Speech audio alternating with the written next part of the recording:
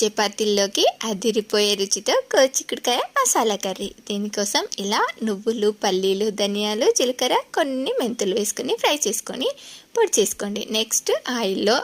జీలకర్ర, ఆనియన్, పచ్చిమిర్చి వేసుకొని ఫ్రై చేసుకున్న తర్వాత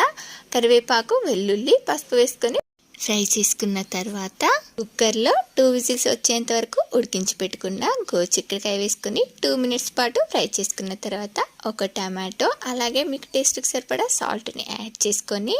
మూత పెట్టి మనకు టమాటో సాఫ్ట్గా మగ్గేంత వరకు ఫ్రై చేసుకున్న తర్వాత ఇప్పుడు దీనిలోకి మీకు టేస్ట్కి సరిపడా కారము,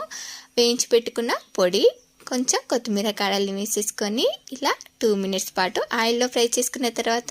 ఒక చిన్న నిమ్మ సైజ్ అంత చింతపండు రసాన్ని వేసుకొని ఉడికించుకోవాలి. ఇది ఇలా ఉడుకుతున్నప్పుడు చిన్న బెల్లం ముక్క వేసుకొని ఆయిల్ పైకి తేలేంత వరకు ఉడికించి లాస్ట్లో కొంచెం కొత్తిమీర వేసుకొని వేడిగా